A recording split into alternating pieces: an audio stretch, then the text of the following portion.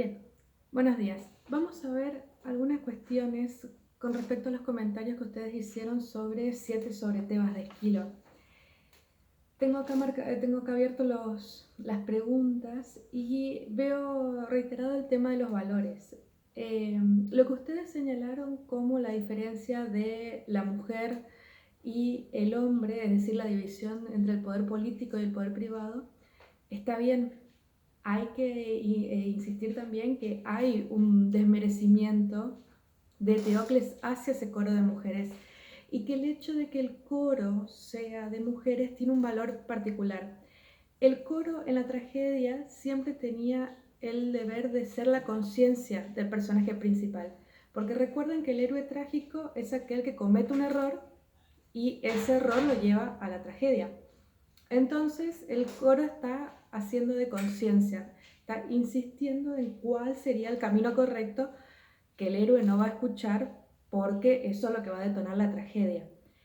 Que el coro sean mujeres tiene que ver con esto de que la mujer que está siendo discriminada le está diciendo algo verdadero al protagonista.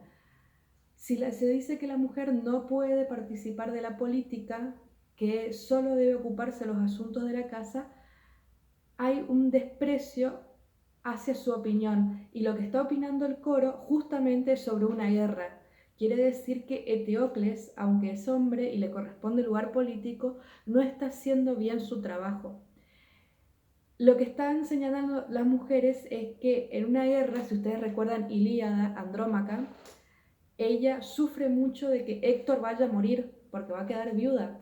Y eso es lo que le preocupa al coro, que los hombres que deciden mal son los que mueren y le dejan sin ningún tipo de poder a ellas.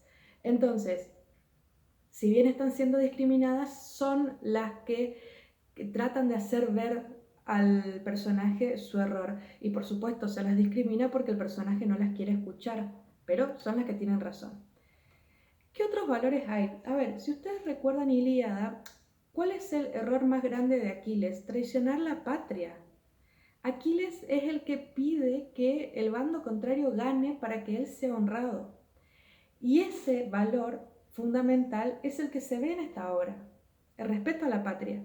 Obviamente los héroes no son los que la respetan porque ahí está la tragedia, los héroes en tanto protagonistas. Pero ese es el valor que se está defendiendo, porque a Eteocles le molesta, y en general le molesta al pueblo, que su hermano Polinices traiga un ejército aqueo. Acuérdense que la acción sucede en Tebas. Tebas era una ciudad griega. Los aqueos hablamos de otras ciudades. Grecia no estaba unida como una nación como hoy en día. Por lo tanto, no hablamos de la patria griega, sino de cada patria, de cada polis. Esto, si bien el mito se remonta a una época primigenia, religiosa, sumamente anterior, pluscuamperfecta, lo que está en la obra, Esquilo la escribe y la representa en el siglo V, cuando surge la polis, cuando surge la ciudad-estado, cuando cada estado, cada ciudad es independiente. Atenas, Tebas, Esparta, son todas ciudades distintas. Por lo tanto, que venga otra ciudad griega a atacar Tebas es un daño a la patria, porque no era todo Grecia una unidad como hoy en día. Y se considera una deshonra lo que hace Polinices porque está atentando, es decir, está matando a su propia gente, por así decirlo. Al margen tenemos el error que comete Teocles, pero a fallar a la palabra de su hermano. Pero lo que hace Polinices no es bien visto, porque la patria era un valor supremo. Lo que tenía el concepto de patria era, en el caso de los griegos, el respeto a aquel lugar que permite el ser.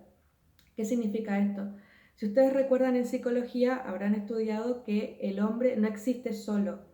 Sí o sí necesita de otro para desarrollarse, eh, para complementarse o para existir, sencillamente.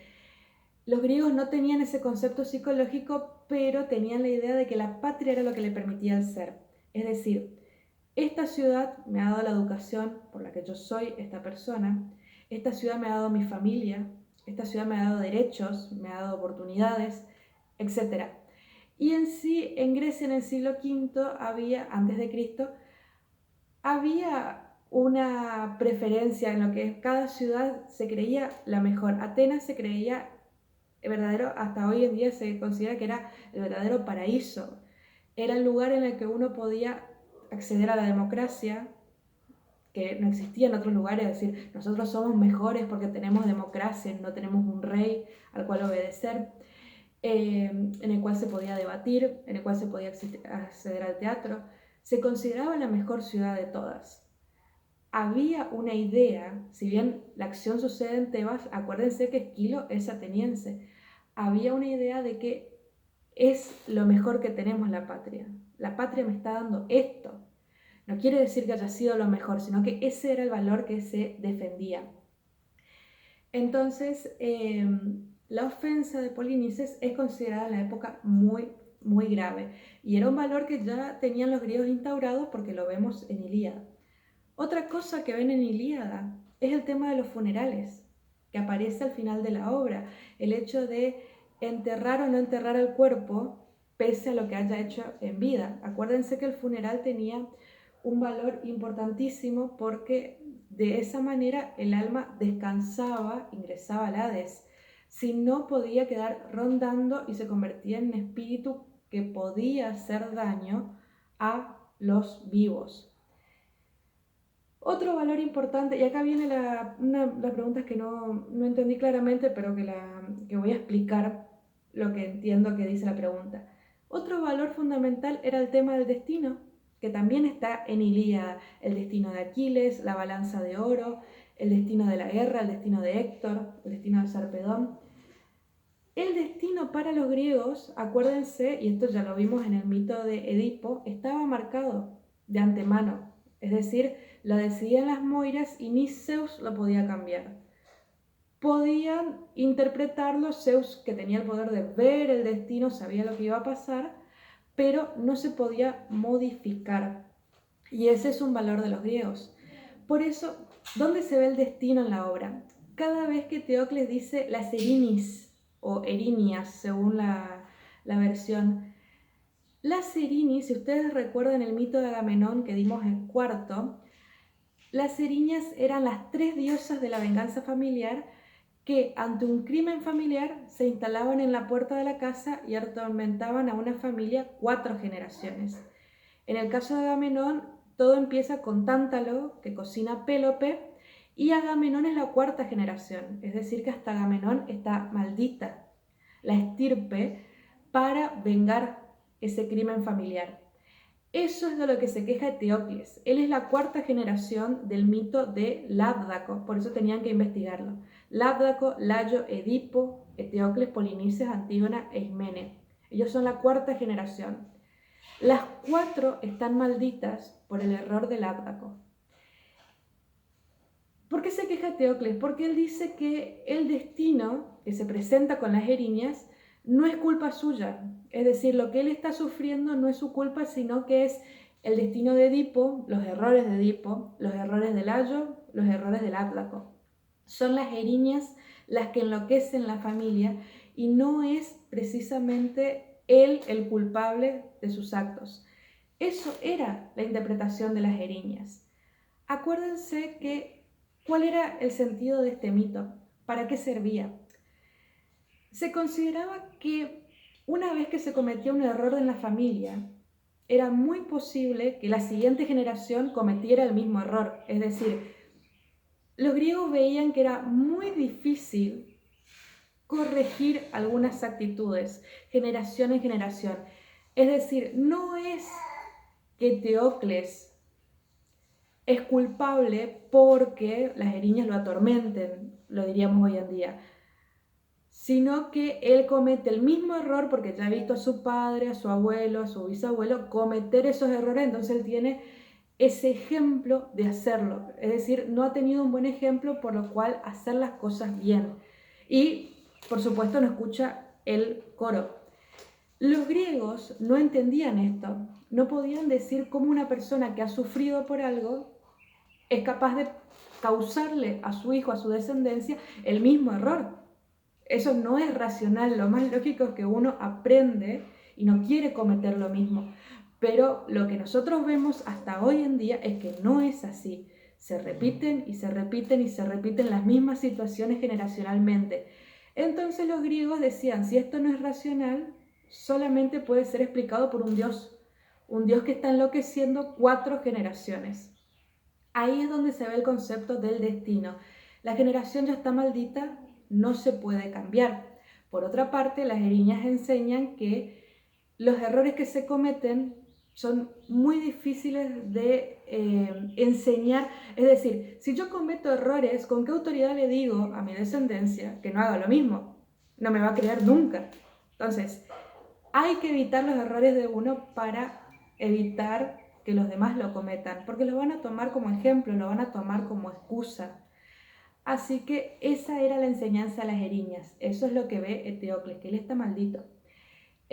Hace unos días estaba viendo la trilogía, si ustedes vuelven a ver Volver al Futuro, la trilogía se basa más o menos en este concepto porque en las 3 películas pasa prácticamente lo mismo. Es decir, siempre hay una escena que se repite, que uno podría decir que es cliché. Creo que es la escena del choque del auto, la escena del el padre que tiene miedo de escribir, el hijo que tiene miedo de hacer la música. Todo se va repitiendo hasta un siglo antes, y lo que está mostrando en realidad no es que las películas son repetitivas, sino que tendemos a hacer lo mismo, tendemos a quedarnos en esos errores y siempre repetirlo de la misma manera. En las 3 películas vamos a ver que no importa la época, no importa la circunstancia, la familia tiende a actuar igual. Y ese es un problema porque no progresamos de esa manera. Con respecto al destino, acá está. Entonces, vemos como valores: la patria, los funerales, el destino. Y el destino se hace presente en las eriñas, que es lo que permite recordar el mito de Layo, de Edipo, del Ábdaco. La generación de Eteocles está maldita porque además ellos son hijos del incesto. Así que tenemos una situación trágica antes de que se presente ya la obra. Con respecto a esta pregunta de los oráculos, yo no entendí por qué hablaba de división de oráculos y después pensé que podía ser una cuestión de la traducción. A ver, ¿a qué se refiere con oráculos? En la antigüedad había 2 tipos de adivinos. En los mitos están los adivinos varón, por así decirlo, Tiresias, que va a aparecer en el mito de Edipo, y Calcas, que era el que aparecía en Ilíada. Y después estaban las pitonisas, que eran sacerdotisas de Apolo que entraban en trance en el oráculo de Delfos y ellas daban los mensajes del futuro. Estas pitonisas se encuentran en el mito de Edipo, pero cuando Layo va a consultar a la pitonisa, no cuando Tiresias le cuenta su destino a Edipo.